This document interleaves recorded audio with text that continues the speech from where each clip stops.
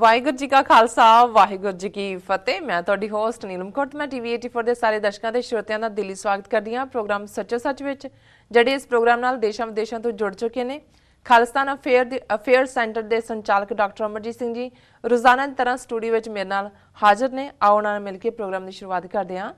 ਜੀ ਡਾਕਟਰ ਸਾਹਿਬ, ਵਾਹਿਗੁਰੂ ਜੀ ਕਾ ਖਾਲਸਾ ਵਾਹਿਗੁਰੂ ਜੀ ਕੀ ਫਤਿਹ। ਜੀ ਡਾਕਟਰ ਸਾਹਿਬ, ਤੁਹਾਡਾ ਨਿੱਘਾ ਸਵਾਗਤ ਹੈ ਪ੍ਰੋਗਰਾਮ ਸੱਚੋ ਸੱਚ ਵਿੱਚ। ਬਹੁਤ ਸ਼ੁਕਰੀਆ ਜੀ ਡਾਕਟਰ ਸਾਹਿਬ, ਅੱਜ 10 ਜਨਵਰੀ 2017 28 ਪੋ ਨਾਨਕਸ਼ਾਹੀ ਸੰਮਤ 548 ਦਾ ਦਿਨ ਹੈ। ਤੇ ਡਾਕਟਰ ਸਾਹਿਬ, ਪ੍ਰੋਗਰਾਮ ਦੇ ਸ਼ੁਰੂ ਕਰਨ ਤੋਂ ਪਹਿਲਾਂ ਅਸੀਂ ਆਪਣੇ ਦਰਸ਼ਕਾਂ ਨੂੰ ਦੱਸ ਦੇਣਾ ਚਾਹੁੰਦੇ ਹਾਂ ਕਿ ਤੁਸੀਂ ਸਾਡੇ ਟੀਵੀ 84 ਨੂੰ ਦੇਖ ਸਕਦੇ ਹੋ roku, ਜਾਦੂ ਬਾਕਸ, ਸਪੈਕਟਰਮ, ਫੇਸਬੁੱਕ, ਬੈਲ 5 Canada, online streaming, global CPN ਦੀ ਐਪ ਰਾਹੀਂ ਤੇ ਟੀਵੀ 84 ਦੀ ਐਪ ਰਾਹੀਂ ਤੁਸੀਂ ਟੀਵੀ 84 ਨੂੰ ਦੇਖ ਸਕਦੇ ਹੋ। ਜੀ ਡਾਕਟਰ ਸਾਹਿਬ, ਹੁਣ ਅਸੀਂ ਗੱਲ ਕਰਦੇ ਹਾਂ ਅੱਜ ਦੇ ਵਿਸ਼ਿਆਂ ਬਾਰੇ। ਜੀ ਡਾਕਟਰ ਸਾਹਿਬ, ਤੁਹਾਡਾ ਕੀ ਕਹਿਣਾ ਹੈ? ਦੇਖੋ,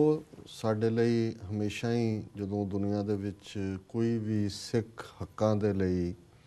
ਹਾਂ ਦਾ ਨਾਰਾ ਵੱਜਦਾ ਹੈ ਜਾਂ ਸਾਡੀ ਕੌਮੀ ਘਰ ਦੀ ਗੱਲ ਕਿਸੇ ਪਾਸਿਓਂ ਅੱਗੇ ਤੁਰਨ ਦੀ ਸੰਭਾਵਨਾ ਹੁੰਦੀ ਹੈ ਜੀ, ਤੇ ਸਾਡੇ ਅੰਦਰ ਉਤਸ਼ਾਹ ਜਾਗਦਾ ਹੈ। ਔਰ ਜ਼ਾਹਰ ਹੈ ਕਿ ਖਾਲਿਸਤਾਨ ਦੀ ਪ੍ਰਾਪਤੀ ਦੀ ਮੰਜ਼ਿਲ ਦੇ ਲਈ ਉਸ ਕੇਸ ਨੂੰ ਦੁਨੀਆ ਲੈਵਲ ਤੇ ਬਿਲਡ ਕਰਨਾ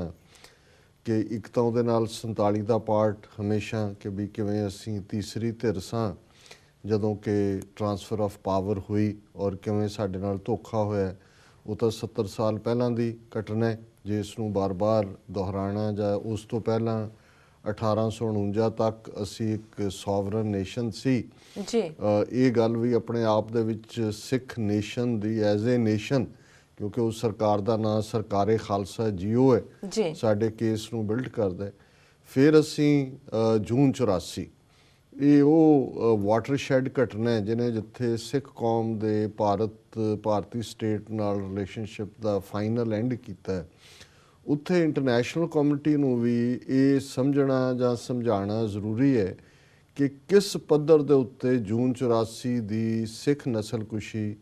ਸਿੱਖ ਇਤਿਹਾਸਕਤਾ ਦੀ ਤਬਾਹੀ ਔਰ ਕੱਲਾ ਦਰਬਾਰ ਸਾਹਿਬ ਤੇ ਹੀ ਫੋਕਸ ਰੱਖ ਕੇ ਨਹੀਂ, ਉਸੇ ਸ਼ਾਮ 37 ਇਤਿਹਾਸਕ ਗੁਰਦੁਆਰੇ, ਟੈਂਕਾਂ ਤੋਪਾਂ ਦੇ ਹਮਲੇ ਦਾ, air force, naval divers, poisonous gas, ਔਰ ਫਿਰ ਨਵੰਬਰ 84 ਦਾ ਘੱਲੂਘਾਰਾ, ਔਰ ਉਸ ਤੋਂ ਬਾਅਦ ਪੰਜਾਬ 'ਚ ਲਗਭਗ 10 ਸਾਲ ਇੱਕ ਪੂਰੀ ਨਸਲ ਨੂੰ ਮਾਰ ਮੁਕਾਉਣ ਦਾ ਏਜੰਡਾ। ਹੁਣ ਜ਼ਾਹਰ ਹੈ ਕਿ ਜੂਨ 84 ਦਾ ਘੱਲੂਘਾਰਾ ਜਿਹੜਾ ਕਿ 3 ਜੂਨ ਨੂੰ ਗੁਰੂ ਅਰਜਨ ਸਾਹਿਬ ਦੇ ਸ਼ਹੀਦੀ ਦਿਨ ਦੀ ਚੋਣ ਔਰ ਸਾਡੇ ਸਭ ਤੋਂ ਮੁਕੱਦਸ ਥਾਂ 'ਤੇ ਉਸ ਦਿਨ ਹਮਲੇ ਦੇ ਲਈ ਚੁਣਨਾ,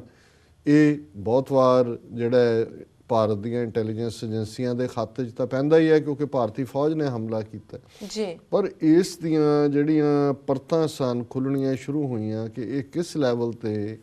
ਇੰਟਰਨੈਸ਼ਨਲ ਕੰਸਪੀਰੇਸੀ ਸੀ, ਕਿਵੇਂ ਕੌਮਾਂਤਰੀ ਪੱਧਰ ਦੇ ਉੱਤੇ ਔਰ ਖ਼ਾਸ ਤੌਰ 'ਤੇ ਜਦੋਂ ਪਹਿਲਾਂ KGB ਦਾ ਜ਼ਿਕਰ ਹੋਇਆ ਕਿ ਕਿਵੇਂ ਰਸ਼ੀਆ ਦੀ ਉਸ ਵੇਲੇ USSR ਕਹਿੰਦੇ ਸੀ ਉਹਨਾਂ ਦੀ ਮੁੱਖ ਖੁਫੀਆ ਏਜੰਸੀ KGB ਇਨਵੋਲਵ ਸੀ ਜੀ। ਕਿਵੇਂ ਉਹਨਾਂ ਦੇ ਜਿਹੜੇ ਮੁੱਖ ਪੱਤਰ ਨੇ ਜਿਨ੍ਹਾਂ ਦਾ ਨਾਂ ਪ੍ਰਵਦਾ ਹੈ ਉਸ ਨੇ ਸਭ ਤੋਂ ਪਹਿਲਾਂ ਵੈਲਕਮ ਕੀਤਾ ਔਰ ਕਿਵੇਂ ਲਗਾਤਾਰਤਾ ਦੇ ਨਾਲ ਉਹ ਜਿਹੜੇ ਰਾਹ 'ਚੋਂ ਇੰਟੈਲੀਜੈਂਸ ਏਜੰਸੀਆਂ ਦਾ ਇੱਕ ਗਰੁੱਪ ਕੱਢਿਆ ਗਿਆ ਸੀ ਜਿਹਨੂੰ 3rd ਏਜੰਸੀ ਕਿਹਾ ਗਿਆ ਸੀ, ਉਹ KGB ਦੀ ਅਗਵਾਈ ਦੇ ਥੱਲੇ ਕੰਮ ਕਰਦੇ ਸੀ। ਪਰ ਇਹ ਇੱਕ ਬਹੁਤ ਵੱਡਾ ਸ਼ੌਕ ਸਿੱਖ ਕੌਮ ਦੇ ਸਾਹਮਣੇ ਆਇਆ ਔਰ ਸਿੱਖਾਂ ਨਾਲ ਹਮਦਰਦੀ ਰੱਖਣ ਵਾਲਿਆਂ ਦੇ ਜਦੋਂ ਜਿਹੜੇ ਡਾਕੂਮੈਂਟ 30 ਸਾਲ ਬਾਅਦ ਯੂਜੂਅਲੀ ਡੀਕਲਾਸੀਫਾਈ ਕੀਤੇ ਜਾਂਦੇ ਨੇ, ਕੋਈ ਵੀ ਜਿਹੜੀ ਖੁਫੀਆ ਗੱਲ ਨਾਲ ਸੰਬੰਧਿਤ ਜਾਂ ਜਿਹੜੇ ਜਿਸ ਨੂੰ ਇਹ ਅਕਸਰ ਆਫ ਨੈਸ਼ਨਲ ਇੰਪੋਰਟੈਂਸ ਕਹਿੰਦੇ ਨੇ ਇਸ਼ੂ ਜਾਂ ਸਿਕਿਉਰਿਟੀ ਇਸ਼ੂ ਕਹਿੰਦੇ ਨੇ, ਉਹ ਕੋਈ ਵੀ ਜਿਹੜਾ ਡਾਕੂਮੈਂਟ ਹੁੰਦਾ ਹੈ ਉਸ ਨੂੰ 30 ਸਾਲ ਲਈ ਉਹ ਫਰੀਜ਼ ਕਰ ਦਿੰਦੇ ਨੇ। ਪਰ ਜੂਨ 84 ਦੇ ਨਾਲ ਸੰਬੰਧਿਤ ਇੰਗਲੈਂਡ ਦੀ ਕੀ ਭੂਮਿਕਾ ਸੀ, ਉਹ ਫਾਈਲਾਂ ਜਿਹੜੀਆਂ ਨੇ ਭਾਵੇਂ 32 ਸਾਲ ਬਾਅਦ ਜਦੋਂ ਕੁਛ ਹਿੱਸਾ ਡੀਕਲਾਸੀਫਾਈ ਹੋਇਆ ਤਾਂ ਫਿਰ ਇਹ ਗੱਲ ਸਾਹਮਣੇ ਆਈ ਕਿ ਵੀ ਇਹ ਜੂਨ 84 ਦਾ ਜਿਹੜਾ ਹਮਲਾ ਸੀ ਭਾਰਤੀ ਫੌਜ ਦਾ, ਇਹ ਕੋਈ ਇਕੱਲੀ ਭਾਰਤ ਸਰਕਾਰ ਜਾਂ KGB ਦਾ ਸੰਬੰਧ ਨਹੀਂ ਸੀ। ਕਿਵੇਂ ਇੰਦਰਾ ਗਾਂਧੀ ਨੇ ਇਸ ਦੇ ਲਈ ਉਸ ਵੇਲੇ ਦੀ ਇੰਗਲੈਂਡ ਦੀ ਪ੍ਰਾਈਮ ਮਿਨਿਸਟਰ ਮਾਰਗਰੇਟ ਥੈਚਰ ਨੂੰ ਲਿਖਿਆ।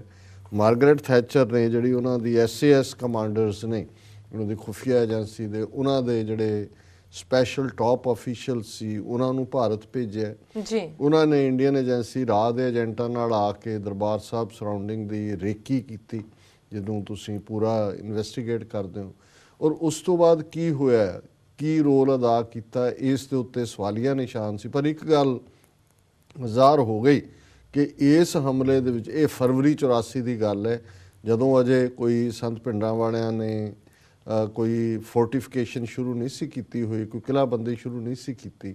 ਇਹ ਉਸ ਦੌਰਾਨ ਦੀ ਗੱਲ ਹੈ। ਸੋ ਇਹ ਗੱਲ ਜ਼ਾਹਰ ਹੋ ਗਈ ਕਿ ਵੀ ਇੰਗਲੈਂਡ ਦੀ ਸਰਕਾਰ, ਮਾਰਗਰੇਟ ਥੈਚਰ, ਕਿਉਂਕਿ ਉਹ ਇੰਦਰਾ ਗਾਂਧੀ ਦੇ ਵੀ ਨੇੜੇ ਸੀ ਅਦਰਵਾਈਜ਼ ਵੀ, ਔਰ ਇਹ ਕੰਜ਼ਰਵੇਟਿਵ ਪਾਰਟੀ ਦੀ ਗਵਰਨਮੈਂਟ ਨੇ ਇਹੋ ਜਿਹੀ ਕਰਤੂਤ ਇੰਗਲੈਂਡ ਦੇ, ਇਹਦੇ ਬਾਵਜੂਦ ਕਿ ਲੱਖਾਂ ਦੀ ਗਿਣਤੀ ਸਿੱਖ ਰਹਿੰਦੇ ਨੇ ਜਾਂ ਅੰਗਰੇਜ਼ਾਂ ਦੇ ਨਾਲ ਕਿਉਂ ਜੇ ਸਬੰਧ, ਜਾਂ ਵਰਲਡ ਵਾਰਸ ਦੇ ਵਿੱਚ first world war, second world war ਦੀ ਕੰਟਰੀਬਿਊਸ਼ਨ, ਉਹ ਤਾਂ ਬਿਸਾਈਡਸ ਦਾ ਪੁਆਇੰਟ ਹੈ। ਪਰ ਤੁਸੀਂ ਕਿਵੇਂ ਕੋਈ ਹਕੂਮਤ ਜਿਹੜੀ ਹੈ ਕਿਸੇ ਦੂਸਰੇ ਧਰਮ ਦੇ ਸਭ ਤੋਂ ਮੁਕੱਦਸ ਥਾਂ ਦੇ ਉੱਤੇ, ਇੱਕ ਜਿਹੜਾ ਉੱਥੋਂ ਦੀ ਬੈਠੀ ਰਾਣੀ ਆਪਣੇ ਆਪ ਨੂੰ ਕਹਿਣ ਵਾਲੀ ਹੈ, ਉਹ ਜ਼ਬਰ ਕਰਦੀ ਹੈ ਔਰ ਤੁਸੀਂ ਉਸ ਦੇ ਸ਼ਰੀਕ ਬਣਦੇ ਹੋ। ਜੀ। ਸੋ ਜ਼ਾਹਰ ਹੈ ਕਿ ਵੀ ਜਿਉਂ ਹੀ ਇਹ ਫਾਈਲ ਸਾਹਮਣੇ ਆਈ, ਮਾਰਗਰੇਟ ਥੈਚਰ ਨੂੰ ਤਾਂ ਮਰੀ ਨੂੰ ਚਿਰ ਹੋ ਗਿਆ, ਇਸ ਦੀ ਡੇਵਿਡ ਕੈਮਰਨ ਦੀ ਹਕੂਮਤ ਸੀ, ਔਰ ਉਹਨੇ ਫੌਰਨ ਇੱਕ ਰਿਵਿਊ ਕਮੇਟੀ ਹੈ ਜਿਹਨੂੰ ਹੇਵੁੱਡ ਰਿਵਿਊ ਦਾ ਨਾਂ ਦਿੱਤਾ, ਹੇਵੁੱਡ ਨੂੰ ਕਿਹਾ ਜੀ ਇਹਨੂੰ ਰਿਵਿਊ ਕਰੋ। ਰਿਵਿਊ ਨੇ ਵੀ ਜਿਹੜਾ ਸੀ ਉਹ ਘੁੰਗਲੂਆਂ ਤੋਂ ਮਿੱਟੀ ਲਾਈ, ਔਰ ਨਾਲ ਦੀ ਨਾਲ ਉਹਨਾਂ ਨੇ ਜਿਉਂ ਹੀ ਇਹ ਗੱਲ ਸਾਹਮਣੇ ਆਈ, ਕੁਛ ਮਹੀਨੇ ਬਾਅਦ, ਕਿਉਂਕਿ ਇਹ ਜਿਹੜੀ ਇਨਫੋਰਮੇਸ਼ਨ ਪਬਲਿਕ ਹੁੰਦੀ ਹੈ, ਇਹ ਅਸੀਂ ਦੇਖਦੇ ਹਾਂ ਵੀ 2014 ਦੇ ਵਿੱਚ ਇਹਦਾ ਰਿਵਿਊ ਹੁੰਦਾ, ਔਰ ਫਿਰ ਫੌਰਨ ਜਿਹੜੀਆਂ 31 ਫਾਈਲਸ ਹੋਰ ਨੇ, 33 ਫਾਈਲ ਜਿਹੜੀਆਂ ਇਸ ਨਾਲ ਹੀ ਸੰਬੰਧਿਤ ਸੀ, ਉਹਨਾਂ ਨੂੰ ਗਵਰਨਮੈਂਟ ਫਿਰ ਵਾਪਸ ਕਲਾਸੀਫਾਈ ਕਰ ਦਿੰਦੀ ਹੈ।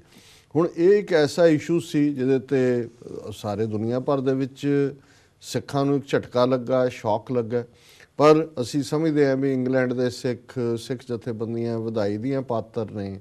ਔਰ ਬ੍ਰਿਟਿਸ਼ ਸਿੱਖ ਫੈਡਰੇਸ਼ਨ ਖਾਸ ਤੌਰ ਤੇ,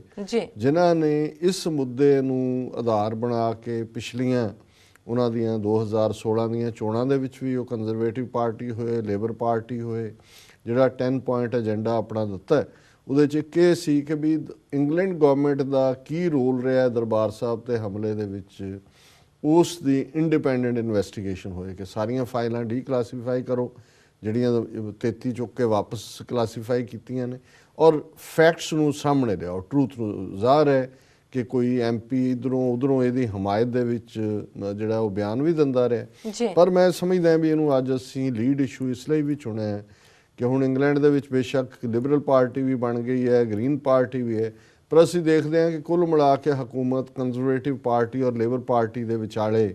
ਜਿਹੜੀ ਹੈ ਉਹ ਘੁੰਮਦੀ ਹੈ। ਔਰ ਇਹ ਵੱਖਰੀ ਗੱਲ ਹੈ ਕਿ ਬੇਸ਼ੱਕ ਡੇਵਿਡ ਕੈਮਰਨ ਦੀ ਕੰਜ਼ਰਵੇਟਿਵ ਪਾਰਟੀ ਬੜੀ ਨਾਜ਼ੁਕ ਹਾਲਤ ਦੇ ਵਿੱਚ ਸੀ ਚੋਣਾਂ ਤੋਂ ਪਹਿਲਾਂ, but ultimately prime minister Theresa may the command ਥੱਲੇ ਫਿਰ ਕੰਜ਼ਰਵੇਟਿਵ ਗਵਰਨਮੈਂਟ ਬਣੀ ਹੈ, ਪਰ ਆਪੋਜੀਸ਼ਨ ਪਾਰਟੀ ਲੇਬਰ ਪਾਰਟੀ ਹੈ। ਸੋ ਜ਼ਾਹਰ ਹੈ ਕਿ ਇਸ ਤੋਂ ਬਾਅਦ ਜਦੋਂ ਵੀ ਚੇਂਜ ਹੋਏਗੀ ਲੇਬਰ ਪਾਰਟੀ ਦੀ ਹਕੂਮਤ ਬਣੇਗੀ। ਔਰ ਸਾਡੇ ਲਈ ਜਦੋਂ ਅਸੀਂ ਇਹ ਗੱਲ ਕਹਿੰਦੇ ਹਾਂ ਅਕਸਰ ਕਿ 5 ਮਿਲੀਅਨ ਸਿੱਖ ਡਾਇਸਪੋਰਾ ਨੇ ਉਵੇਂ ਹੀ ਖਾਲਿਸਤਾਨ ਬਣਾਉਣਾ ਜਿਵੇਂ ਕਿ ਜੂਇਸ਼ ਡਾਇਸਪੋਰਾ ਨੇ ਇਜ਼ਰਾਈਲ ਬਣਾਉਣ ਦੇ ਵਿੱਚ ਲੌਬੀ ਕੀਤੀ, ਤੇ ਸਾਡੀਆਂ ਜਥੇਬੰਦੀਆਂ, ਸਾਡੇ ਗਰੁੱਪ ਦੁਨੀਆ ਭਰ ਦੇ ਵਿੱਚ ਜਿਹੜਾ ਹੈ ਉਹ ਠੀਕ ਡਾਇਰੈਕਸ਼ਨ ਵੱਲ ਜਾ ਰਹੇ ਨੇ। ਔਰ ਅਸੀਂ 32 ਸਾਲ ਦੇ ਵਿੱਚ, ਜੇ ਜੂਨ 84 ਨੂੰ ਅਸੀਂ ਕੱਟ ਆਫ ਡੇਟ ਦੇਖੀਏ, ਕਾਫੀ ਪ੍ਰੋਗਰੈਸ। ਕਿੱਥੇ ਇੰਡੀਅਨ ਏਜੰਸੀਆਂ ਵੀ ਇਸ ਗੱਲ ਨੂੰ, ਸਾਨੂੰ ਤਾਂ ਹੁਣ ਸਮਝ ਸਾਡੇ ਬਹੁਤਿਆਂ ਨੂੰ ਆਉਣੀ ਸ਼ੁਰੂ ਹੋਈ ਹੈ ਕਿ ਜੀ ਸਿਰਫ ਮੁਲਕ ਬਣਾਉਣ ਲਈ ਉੱਥੇ ਬੈਠ ਕੇ ਪੰਜਾਬ 'ਚ ਲੜਨਾ ਹੀ ਕਾਫੀ ਨਹੀਂ ਹੈ, ਜਾਂ ਸਿਰਫ ਉਹਦੇ ਨਾਲ ਨਹੀਂ, ਬਾਹਰਲੀਆਂ ਕਮਿਊਨਿਟੀ ਦਾ ਜਿਹੜਾ ਕਿਵੇਂ ਇੰਪੈਕਟ ਹੁੰਦਾ ਹੈ, ਔਰ ਇਹ ਹੁਣ ਨਜ਼ਰ ਆਉਣਾ ਸ਼ੁਰੂ ਹੋਇਆ। ਔਰ ਇਹ ਇਕੱਲਾ ਗੱਲ ਖਾਲਿਸਤਾਨ ਤੱਕ ਹੀ ਨਹੀਂ ਹੈ। ਅੱਜ ਜੇ ਅਸੀਂ ਦੇਖੀਏ ਕਿ ਜਿਹੜੇ ਲੋਕ ਸਾਨੂੰ ਇੱਥੇ ਕਹਿੰਦੇ ਨੇ ਕਿ ਜੀ ਤੁਸੀਂ ਜੇ ਖਾਲਿਸਤਾਨ ਦੀ ਗੱਲ ਕਰਨੀ ਹੈ ਤਾਂ ਉੱਥੇ ਜਾ ਕੇ ਕਰੋ, ਹੁਣ ਇਹਨਾਂ ਨੂੰ ਕੋਈ ਪੁੱਛੇ ਕਿ ਚੋਣਾਂ ਪੰਜਾਬ 'ਚ ਹੋ ਰਹੀਆਂ ਨੇ ਫਰਵਰੀ ਦੇ ਵਿੱਚ, ਪ੍ਰਚਾਰ ਇੱਥੋਂ ਕਰ ਰਹੇ ਹੋ ਜੀ, ਇੰਨੇ ਹਜ਼ਾਰ ਬਾਹਰਲੇ ਆਉਣਗੇ ਲੋਕ ਪੰਜਾਬ 'ਚ ਕਰਨਗੇ। ਸੋ ਜ਼ਾਹਰ ਹੈ ਵੀ ਪੰਜਾਬ ਦੇ ਵਿੱਚ ਜੇ ਅੱਜ ਇੰਪੈਕਟ ਹੈ, ਇਹ ਜਦੋਂ ਅਸੀਂ ਡਾਇਸਪੋਰਾ ਸਿੱਖਾਂ ਦੀ ਪਾਵਰ ਦੀ ਗੱਲ ਕਰਦੇ ਹਾਂ,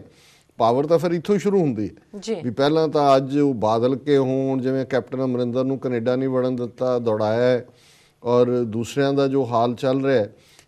ਕੋਈ ਵੀ ਆਮ ਆਦਮੀ ਪਾਰਟੀ ਕੇਜਰੀਵਾਲ ਵੀ ਨਹੀਂ ਵੜ ਸਕਿਆ ਕੈਨੇਡਾ ਦੇ ਵਿੱਚ, ਜਾਂ ਪੈਸੇ ਇਕੱਠੇ ਕਰਨ ਦੇ ਥੱਲੇ ਅਮਰਿੰਦਰ ਜਾਣਾ ਚਾਹੁੰਦਾ ਸੀ। ਸੋ ਇਹ ਡਾਇਸਪੋਰਾ ਸਿੱਖਾਂ ਨੇ ਬਾਦਲ ਪਿਓ ਪੁੱਤਰ ਔਰ ਦੂਜੇ ਉਹਨਾਂ ਦੇ ਵਜ਼ੀਰ ਟਾਈਟਲਰ ਹੋਏ, ਸੋਨੀਆ ਹੋਏ, ਮਨਮੋਹਨ ਸਿੰਘ ਹੋਏ, ਈਵਨ ਮੋਦੀ ਦੇ ਵਾਰੰਟ ਕਢਾਣੇ। ਸੋ ਇਹ ਜਿਹੜੇ ਉੱਥੇ ਸਾਡਿਆਂ ਨੂੰ ਝੂਠੇ ਕੇਸਾਂ 'ਚ ਫਸਾਉਂਦੇ ਰਹੇ ਨੇ ਜਾਂ ਫਸਾਉਂਦੇ ਨੇ, ਉਹਨਾਂ ਨੂੰ ਦੱਸਦਾ ਕਿ ਬਈ ਇਹ ਡਾਇਸਪੋਰਾ ਸਿੱਖਾਂ ਦੀ ਪਾਵਰ ਹੁਣ ਵੜ ਨਹੀਂ ਸਕਦੇ। ਹੁਣ ਇੱਥੇ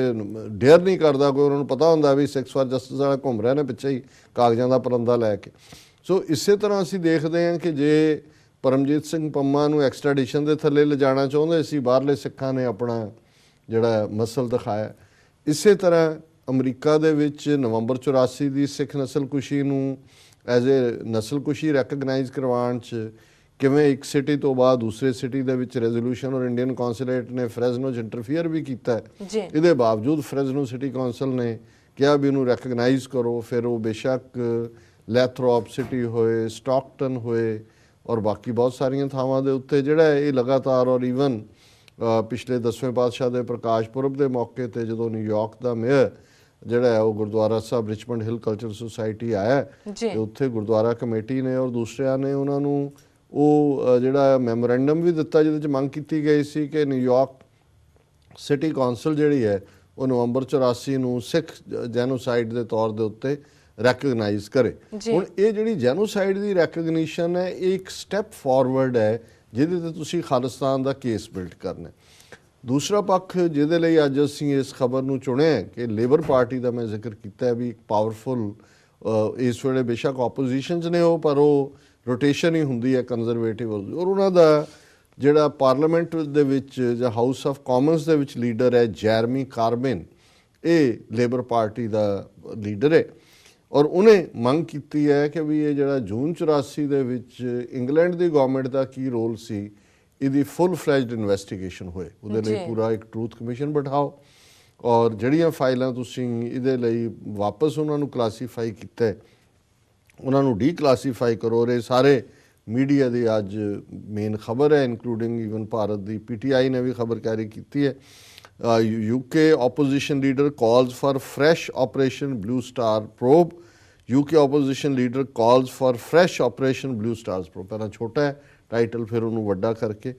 ਔਰ ਉਹਨਾਂ ਨੇ ਇਹ ਕਿਹਾ ਕਿ ਵੀ ਇਹ ਰਾਇਟਰ ਦੀ ਖਬਰ ਹੈ।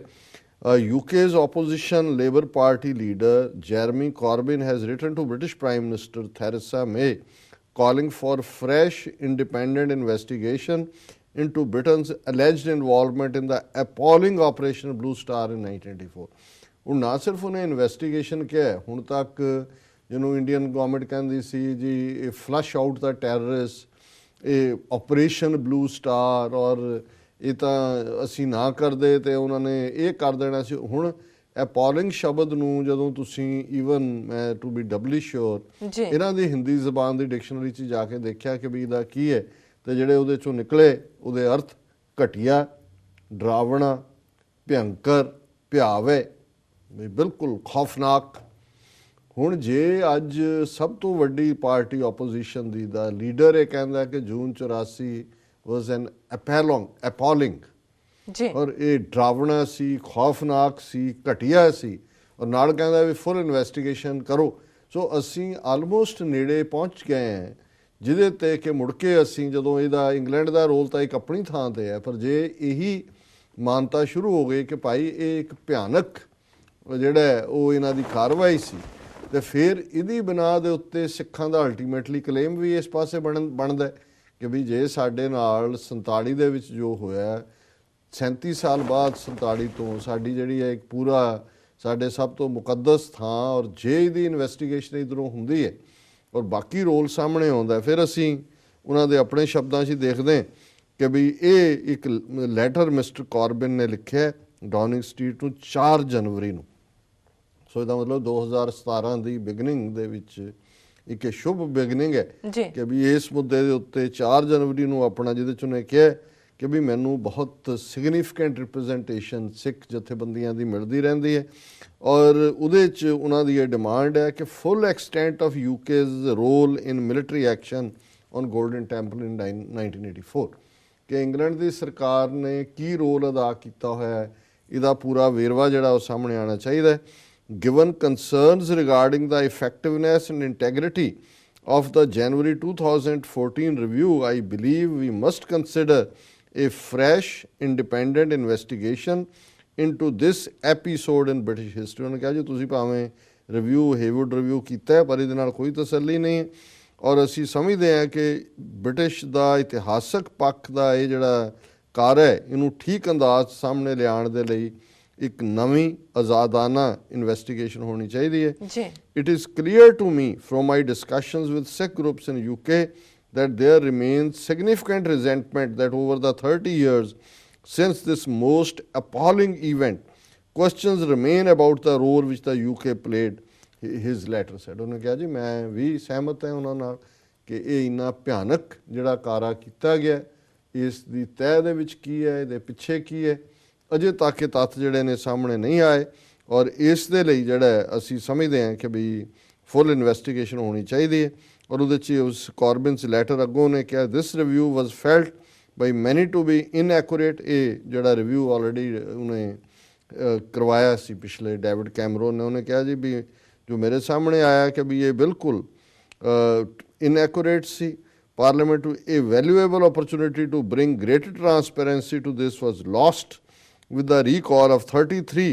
Foreign and Commonwealth Office India files from 1984, which had been released by August 2016 after 32 years, contrary to 30-year rule। ਉਹਨੇ ਕਿਹਾ ਜੀ ਰੂਲ ਤਾਂ ਸੀ 30 ਸਾਲ ਬਾਅਦ ਰਿਲੀਜ਼ ਹੋਣੀਆਂ ਚਾਹੀਦੀਆਂ, ਤੁਸੀਂ 32 ਸਾਲ ਬਾਅਦ ਰਿਲੀਜ਼ ਕੀਤੀਆਂ ਜੀ ਔਰ ਅਗਸਤ 2016 'ਚ ਰਿਲੀਜ਼ ਹੁੰਦੀਆਂ ਨੇ ਔਰ ਕੁਛ ਦਿਨਾਂ ਬਾਅਦ 33 ਫਾਈਲਾਂ ਵਾਪਸ ਕਲਾਸੀਫਾਈ ਕਰ ਲਈਆਂ ਜਾਂਦੀਆਂ। ਇਹਦਾ ਮਤਲਬ ਇਹ ਹੈ ਵੀ ਜਿਹੜੀ ਟਰਾਂਸਪੇਰੈਂਸੀ ਉਹ ਨਹੀਂ ਹੈ ਔਰ ਤੁਸੀਂ ਇਹਦੇ 'ਚ ਕੁਛ ਲੁਕਾਉਣਾ ਚਾਹੁੰਦੇ ਔਰ this recall came within a matter of weeks of the files being released depriving those interested of the opportunity to fully review their contents and sending a signal that the government is not committed to transparency। ਉਹਨਾਂ ਨੇ ਕਿਹਾ ਜੀ ਇਹਦਾ ਮਤਲਬ ਇਹ ਹੈ ਕਿ ਇਹ ਸਰਕਾਰ ਕੁਛ ਹਾਈਡ ਕਰ ਰਹੀ ਹੈ ਔਰ ਇਹ ਲੋਕਾਂ ਦੇ ਸਾਹਮਣੇ ਆਉਣਾ ਚਾਹੀਦਾ। ਫਿਰ ਉਹਨੇ ਕਿਹਾ ਕਿ ਜੀ ਜਿਹੜੀ ਜਿਵੇਂ ਥੈਰੇਸਾ ਮੇ ਨਵੰਬਰ ਦੇ ਮਹੀਨੇ ਦਿੱਲੀ ਗਈ ਹੈ, ਉਹਨੇ ਕਿਹਾ ਜੀ building and maintaining positive relations with India ਕਿ ਭਾਰਤ ਨਾਲ ਅਸੀਂ ਪੋਜ਼ਿਟਿਵ ਰਿਲੇਸ਼ਨ ਬਣਾਉਣਾ ਚਾਹੁੰਦੇ। ਤੇ ਉਹਨੇ ਬ੍ਰਿਟਿਸ਼ ਪ੍ਰਾਈਮ ਮਿਨਿਸਟਰ ਨੂੰ ਕਿਹਾ ਕਿ revisit the issue and commission an independent investigation and release the recalled files in the interest of transparency ਕਿ ਵੀ ਅਸੀਂ ਇਹ ਕਹਿੰਦੇ ਕਿ ਵੀ ਇਹਨੂੰ ਦੁਬਾਰਾ ਦੇਖੋ ਔਰ ਇਹ ਇੰਡੀਪੈਂਡੈਂਟ ਕਮਿਸ਼ਨ ਬਣਾਓ ਤਾਂ ਕਿ ਇਸ ਸਾਰੇ ਦੀ ਜਿਹੜੀ ਹੈ ਖੁੱਲ੍ਹ ਕੇ ਪੜਤਾਲ ਹੋਏ। ਸੋ ਬ੍ਰਿਟਿਸ਼ ਸਿੱਖ ਫੈਡਰੇਸ਼ਨ ਨੇ ਥੈਂਕ ਯੂ ਕੀਤਾ ਲੇਬਰ ਲੀਡਰ ਦਾ, ਅਸੀਂ ਵੀ ਸ਼ੁਕਰੀਆ ਅਦਾ ਕਰਦੇ ਹਾਂ ਔਰ ਅਸੀਂ ਆਪਣੇ ਇੰਗਲੈਂਡ ਦੇ ਸਿੱਖ ਭੈਣਾਂ ਭਰਾਵਾਂ ਨੂੰ ਜਥੇਬੰਦੀਆਂ ਨੂੰ ਮੁਬਾਰਕਬਾਦ ਵੀ ਦਿੰਦੇ ਕਿ ਉਹਨਾਂ ਨੇ ਇਸ ਇਸ਼ੂ ਨੂੰ ਅੱਗੇ ਤੋਰਿਆ ਔਰ ਇਸ ਲੈਵਲ ਤੱਕ ਅੱਜ ਇਸ ਮੁੱਦੇ ਦੇ ਉੱਤੇ ਹਮਾਇਤ ਹੈ। ਜਿਵੇਂ ਅਸੀਂ ਡਾਇਸਪੋਰਾ ਸਿੱਖਾਂ ਦੇ ਰੋਲ ਦੀ ਗੱਲ ਕਰਦੇ ਹਾਂ, ਅਮਰੀਕਾ 'ਚ ਨਾ ਸਿਰਫ ਨਵੰਬਰ 84 ਦੀ ਸਿੱਖ ਨਸਲਕੁਸ਼ੀ ਨੂੰ ਰੈਕਗਨਾਈਜ਼ ਕਰਨ ਦੀ ਮੁਹਿੰਮ ਹੈ, ਜਿਵੇਂ US ਕਾਂਗਰੈਸ਼ਨਲ ਸਿੱਖ ਕਾਕਸ ਜਿਹਦੇ 50 ਤੋਂ ਜ਼ਿਆਦਾ ਮੈਂਬਰ ਨੇ, ਉਹਨਾਂ ਨੇ ਜਿਵੇਂ ਪਿਛਲੇ ਸਾਲ ਦੇ ਵਿੱਚ 2 ਇੰਪੋਰਟੈਂਟ ਜਿਹੜੀਆਂ ਨੇ ਬਰੀਫਿੰਗਸ, ਉਹ ਇੱਕ ਮੋਦੀ ਦੀ ਆਮਦ ਦੇ ਉੱਤੇ ਔਰ ਦੂਸਰਾ ਸਿੱਖ ਪੱਗ ਦੇ ਇਸ਼ੂ ਦੇ ਉੱਤੇ ਕਿ ਫੌਜ ਦੇ ਵਿੱਚ ਜਿਹੜਾ ਪੱਗ ਦੇ ਨਾਲ ਸਰਵ ਕਰਨ ਦਾ ਹੱਕ ਹੋਣਾ ਚਾਹੀਦਾ ਔਰ ਅਸੀਂ ਸਮਝਦੇ ਹਾਂ ਵੀ ਓਬਾਮਾ ਐਡਮਿਨਿਸਟ੍ਰੇਸ਼ਨ ਦੀ ਇਸ ਨੂੰ ਇੱਕ ਗਿਫਟ ਵੀ ਕਿਹਾ ਜਾ ਸਕਦਾ ਕਿ ਅੱਜ ਉਸ ਦੀ ਸਪੀਚ ਵੀ ਹੋਈ ਹੈ ਔਰ 20 ਤਰੀਕ ਨੂੰ ਨਵੇਂ ਨੇ ਸਹੁੰ ਚੁੱਕ ਲੈਣੀ ਹੈ। ਉਹਨੇ ਤਾਂ ਪਹਿਲਾਂ ਹੀ ਖੌਫ ਪੈਦਾ ਕੀਤਾ ਹੋਇਆ ਪਰ ਇਹ ਇੱਕ ਦਿਨ ਪਹਿਲਾਂ ਜਿਹੜਾ ਇਸ ਪਾਰਟ ਨੂੰ ਇਸ ਹਫ਼ਤੇ ਦੇ ਵਿੱਚ ਹੀ ਆਇਆ, 10ਵੇਂ ਪਾਤਸ਼ਾਹ ਦੇ ਪ੍ਰਕਾਸ਼ ਪੁਰਬ ਵਾਲੇ ਦਿਨ ਹੀ ਇਹ ਖਬਰ 4 ਚੁਫੇਰੇ ਸੀ ਕਿ ਈਵਨ ਜਿਹੜਾ ਬ੍ਰਿਟਿਸ਼ ਆਰਮੀ ਦੇ ਵਿੱਚ ਅੱਗੇ ਸਿੱਖੀ ਸਰੂਪ ਦੇ ਨਾਲ ਸਰਵ ਕਰਨ ਦੇ ਲਈ ਸੈਕਟਰੀ ਲੈਵਲ ਦੀ ਪਰਮਿਸ਼ਨ ਦੀ ਲੋੜ ਹੁੰਦੀ ਸੀ, ਤੁਹਾਨੂੰ ਵੇਟ ਕਰਨਾ ਪੈਂਦਾ ਸੀ, ਫਿਰ ਤੁਸੀਂ ਨਵੀਂ ਥਾਂ 'ਤੇ ਗਏ ਹੋ। ਦੂਜਾ ਸੋ ਅਸੀਂ ਤਾਂ ਸਿੱਖ ਇੱਕ ਵਾਰ ਕੇਸ ਦਾ ਜਿਹੜਾ ਸਰੂਪ ਜੋ ਹੈ ਉਹ ਹੈ, ਉਹਨੇ ਇਹ ਤਾਂ ਨਹੀਂ ਹੈ ਵੀ ਪਰਮਿਸ਼ਨ ਤੱਕ ਉਹਨੇ ਕਤਲ ਕਰਵਾ ਦੇਣੇ ਨੇ। ਸੋ ਹੁਣ ਉਹਨੂੰ ਉਹਨਾਂ ਨੇ ਬ੍ਰਿਗੇਡ ਲੈਵਲ ਦੇ ਉੱਤੇ ਬ੍ਰਿਗੇਡ ਲੈਵਲ 'ਤੇ ਲੈ ਆਂਦਾ ਔਰ ਇੱਕ ਵਾਰ ਦੀ ਪਰਮਿਸ਼ਨ ਫॉर ਐਵਰ, ਸੋ ਇੱਕ ਬੇਬੀ ਸਟੈਪ ਹੋਵੇ। ਸੋ ਅਸੀਂ ਇਹ ਸਮਝਦੇ ਹਾਂ ਕਿ ਇਹ ਵੀ ਇੱਥੋਂ ਦੀ ਉਸ ਲੌਬੀ ਦਾ ਜਿਹਦੇ 'ਚ ਯੂਨਾਈਟਿਡ ਸਿੱਖ ਕੋਲੀਸ਼ਨ, ਸੈਲਡੈਫ, US ਕਾਂਗਰੈਸ਼ਨਲ ਸਿੱਖ ਕਾਕਸ, ਅਮਰੀਕਨ ਗੁਰਦੁਆਰਾ ਪ੍ਰਬੰਧਕ ਕਮੇਟੀ ਔਰ ਇੰਡੀਵਿਜੂਅਲ ਗੁਰਦੁਆਰਾ ਕਮੇਟੀਆਂ ਦਾ ਮੇਨ ਕੰਟਰੀਬਿਊਸ਼ਨ ਹੈ। ਇਸੇ ਤਰ੍ਹਾਂ ਨਿਊਯਾਰਕ ਪੁਲਿਸ ਡਿਪਾਰਟਮੈਂਟ ਦੇ ਵਿੱਚ ਆਉਣਾ ਔਰ ਪੋਲੀਟੀਕਲੀ ਖਾਸ ਤੌਰ ਤੇ ਇੰਪੋਰਟੈਂਟ ਸੀ ਕਿ ਜਿਹੜੀ ਪਿਛਲੇ ਦਿਨਾਂ 'ਚ ਜਿਹੜਾ ਯੂਨਾਈਟਿਡ ਨੇਸ਼ਨਸ ਦਾ ਅੰਡਰ ਸੈਕਟਰੀ ਹੈ, ਜਿਹੜਾ ਕਿ ਨਾਲ ਦੀ ਨਾਲ ਜਿਹੜਾ ਸਪੈਸ਼ਲ ਜੈਨੋਸਾਈਡ ਦਾ ਵੀ ਐਡਵਾਈਜ਼ਰ ਹੈ, ਉਸ ਦੀ ਪ੍ਰੈਜ਼ੈਂਸ ਦੇ ਵਿੱਚ ਕਾਂਗਰੈਸ਼ਨਲ ਸਿੱਖ ਕਾਕਸ ਨੇ ਹੀਅਰਿੰਗ ਕਰਵਾਈ, ਜਿਹਦੇ 'ਚ ਕਿ ਬੇਸ਼ੱਕ ਅੱਡ ਕਿ ਕਿਵੇਂ ਜੈਨੋਸਾਈਡ ਪ੍ਰੀਵੈਂਟ ਕੀਤਾ ਜਾ ਸਕਦਾ, ਔਰ ਉਹਦੇ 'ਚ ਡਾਕਟਰ ਇਕਤਦਾਰ ਕਰਾਮਤ ਚੀਮਾ ਜਿਹੜੇ ਨੇ ਵਿਸ਼ੇਸ਼ ਤੌਰ ਦੇ ਉੱਤੇ ਜਿਹੜੇ ਨੇ ਉਹਨਾਂ ਨੇ ਸਿੱਖ ਜੈਨੋਸਾਈਡ ਦਾ ਕੇਸ ਪ੍ਰੈਜ਼ੈਂਟ ਕੀਤਾ। ਇਹ ਬਹੁਤ ਵੱਡੀ ਪ੍ਰਾਪਤੀ ਸੀ, ਔਰ ਹੁਣ ਵੀ ਅਸੀਂ ਸਮਝਦੇ ਹਾਂ ਕਿ ਆਉਣ ਵਾਲੇ ਪੀਰੀਅਡ 'ਚ ਅਸੀਂ UN ਤੋਂ ਹੋਰ ਵੀ ਪੋਜ਼ਿਟਿਵ ਐਸਪੈਕਟ ਕਰਦੇ। ਸੋ ਕੁੱਲ ਮਿਲਾ ਕੇ ਇਸ ਪ੍ਰਚਾਰ 'ਚੋਂ ਨਿਕਲੀਏ, ਜਿਹੜੇ ਕਿ ਨੈਗੇਟਿਵ ਲੋਕ ਕਰਨ ਦੀ ਕੋਸ਼ਿਸ਼ ਕਰਦੇ ਨੇ ਕਿ ਜੀ ਬਾਹਰ ਨਾਅਰੇ ਲਾਇਆ ਕੀ ਬਣਦਾ ਹੈ, ਦੂਜਾ ਕੀਤਾ ਕੀ ਬਣਦਾ। ਡਾਇਸਪੋਰਾ ਸਿੱਖ ਜਿਹੜੇ ਨੇ ਔਨ ਦਾ ਗਰਾਊਂਡ ਵੀ ਅਸੀਂ ਆਪਣੀ ਪਾਵਰ ਦਿਖਾਈ ਹੈ, ਜਦੋਂ ਅਸੀਂ ਇਸ ਕਿਸਮ ਦੇ ਜਿਹੜੇ ਪੰਥ ਵਿਰੋਧੀ ਨੇ ਉਹਨਾਂ ਨੂੰ ਭਜਾਇਆ। ਗੁਰਦੁਆਰਿਆਂ ਦੀਆਂ ਸਟੇਜਾਂ ਇਹਨਾਂ ਲਈ ਬੰਦ ਨੇ, ਔਰ ਜਿਹੜੇ ਦੂਜੇ ਨੇ ਬਾਦਲ ਕੇ ਔਰ ਕੇਜਰੀਵਾਲ ਔਰ ਅਮਰਿੰਦਰ ਔਰ ਦੂਜੇ ਤੀਜੇ, ਉਹਨਾਂ ਨੂੰ ਵੀ ਪਤਾ ਹੈ ਵੀ ਕੈਨੇਡਾ ਅਮਰੀਕਾ 'ਚ ਕੌਣ ਬੈਠੇ ਨੇ ਜੀ। ਔਰ ਜੇ ਅੱਜ ਲੇਬਰ ਪਾਰਟੀ ਦਾ ਜਿਹੜਾ ਮੇਨ ਲੀਡਰ ਹੈ ਆਪੋਜੀਸ਼ਨ ਦਾ, ਉਹਨੇ ਖੁੱਲ੍ਹ ਕੇ ਇਸ ਨੂੰ ਦਰਬਾਰ ਸਾਹਿਬ 'ਤੇ ਹਮਲੇ ਨੂੰ ਇੱਕ ਭਿਆਨਕ ਖੌਫਨਾਕ ਅਪਾਲਿੰਗ, ਔਰ ਉਹਦੀ ਇੰਗਲੈਂਡ ਦਾ ਕੀ ਰੋਲ ਹੈ। ਸੋ ਅਸੀਂ ਆਲਰੇਡੀ ਉਸ ਪਾਸੇ ਵੱਲ ਕੋਈ ਓਵਰਨਾਈਟ ਨਹੀਂ ਸੀ ਮੰਨ ਲਿਆ ਕਿ ਹਿਟਲਰ ਨੇ ਕੰਸਨਟ੍ਰੇਸ਼ਨ ਕੈਂਪ ਬਣਾਏ, ਚੈਂਬਰ ਬਣਾਏ, 6 ਮਿਲੀਅਨ ਮਰੇ। ਬੇਸ਼ੱਕ ਸਬੂਤ ਇਮੀਡੀਏਟਲੀ ਬਾਅਦ ਜਦੋਂ ਕੰਸਨਟ੍ਰੇਸ਼ਨ ਕੈਂਪਾਂ ਜਾਂ ਉਹਨਾਂ 'ਚ ਹੋਇਆ, ਲੇਕਿਨ ਜੂਇਸ਼ ਕਮਿਊਨਿਟੀ ਨੇ ਪੂਰੀ ਤਰ੍ਹਾਂ ਕੇਸ ਬਿਲਡ ਕੀਤਾ ਕਿ ਸੱਚਮੁੱਚ ਜੈਨੋਸਾਈਡ ਹੋਇਆ। ਫਿਰ ਉਹਨਾਂ ਨੇ ਆਪਣੇ ਸੈੱਲ ਬਣਾ ਕੇ ਦੁਨੀਆ ਭਰ 'ਚ ਕਿੱਥੇ ਕਿੱਥੇ ਨਾਜ਼ੀ ਨੇ ਜਿਨ੍ਹਾਂ ਨੇ ਇਹ ਜ਼ੁਲਮ ਕੀਤੇ, ਉਹਨਾਂ ਦੇ ਉੱਤੇ ਇੱਕ ਤਾਂ ਨਰਮਬਰਗ ਟਰਾਇਲ ਚੱਲੇ ਸੈਕੰਡ ਵਰਲਡ ਵਾਰ ਦੇ ਲਈ ਦੋਸ਼ੀਆਂ ਦੇ, ਔਰ ਅੱਜ ਤੱਕ ਵੀ ਇਸ ਘਟਨਾ ਨੂੰ 70 ਸਾਲ ਬੀਤਣ ਬਾਅਦ ਵੀ 90 ਸਾਲਾਂ ਦੇ ਜਿਹੜੇ ਨਾਜ਼ੀ ਜ਼ੁਲਮ ਕਰਨ ਵਾਲੇ ਨੇ, ਉਹਨਾਂ ਨੂੰ ਵੀ ਅਜੇ ਵੀ ਉਹ ਘੜੀਸ ਕੇ ਲਿਜਾਂਦੇ ਨੇ ਔਰ ਟਰਾਇਲ ਕਰਦੇ ਨੇ। ਔਰ ਵੰਸ ਇਹ ਰੋਲ ਸਾਹਮਣੇ ਆਣੇ ਸ਼ੁਰੂ ਹੋਏ, ਫਿਰ ਅਗਲੇ ਸਟੈਪ ਇਹੀ ਹੋਣਗੇ ਕਿ ਵੀ ਇਹ ਜੂਨ 84 ਦੇ ਘੱਲੂ ਘਾਰੇ 'ਚ ਕਿਹਦਾ ਰੋਲ ਸੀ ਜੀ, ਨਵੰਬਰ 84 'ਚ ਕਿਹਦਾ ਸੀ, ਸਿੱਖ ਨਸਲਕੁਸ਼ੀ ਲਈ ਕੌਣ ਜ਼ਿੰਮੇਵਾਰ ਨੇ, ਫਿਰ ਸਜ਼ਾਵਾਂ ਜਿਹਨੂੰ ਅਕਾਊਂਟੇਬਿਲਟੀ ਕਹਿੰਦੇ ਨੇ, ਉਹਦਾ ਦੌਰ ਸ਼ੁਰੂ ਹੋਏਗਾ। ਸੋ ਅਸੀਂ ਇੰਗਲੈਂਡ ਦੇ ਸਿੱਖਾਂ ਨੂੰ ਮੁਬਾਰਕਬਾਦ ਦਿੰਦੇ ਹਾਂ ਕਿ ਉਹਨਾਂ ਨੇ ਇੱਕ ਜਿਹੜਾ ਮਾਈਲਸਟੋਨ ਉਹ ਹਾਸਲ ਕੀਤਾ ਜੀ। ਡਾਕਟਰ ਸਾਹਿਬ ਤੁਹਾਡਾ ਬਹੁਤ ਬਹੁਤ ਸ਼ੁਕਰੀਆ, ਤੁਸੀਂ ਪਹਿਲਾ ਇਸ਼ੂ ਸਾਰੇ ਦਰਸ਼ਕਾਂ ਨਾਲ ਸਾਂਝਾ ਕੀਤਾ। ਜਿਹੜੇ ਰਹਿੰਦੇ ਇਸ਼ੂ ਨੇ ਆਪਾਂ ਬ੍ਰੇਕ ਤੋਂ ਬਾਅਦ ਡਿਸਕਸ ਕਰਾਂਗੇ। ਵਿਊਅਰਸ ਤੁਸੀਂ ਇਸ ਤਰ੍ਹਾਂ ਬਣੇ ਰਹਿਣਾ, ਮਿਲਦੇ ਹਾਂ ਆਫਟਰ ਦਿਸ ਸ਼ਾਰਟ ਬ੍ਰੇਕ।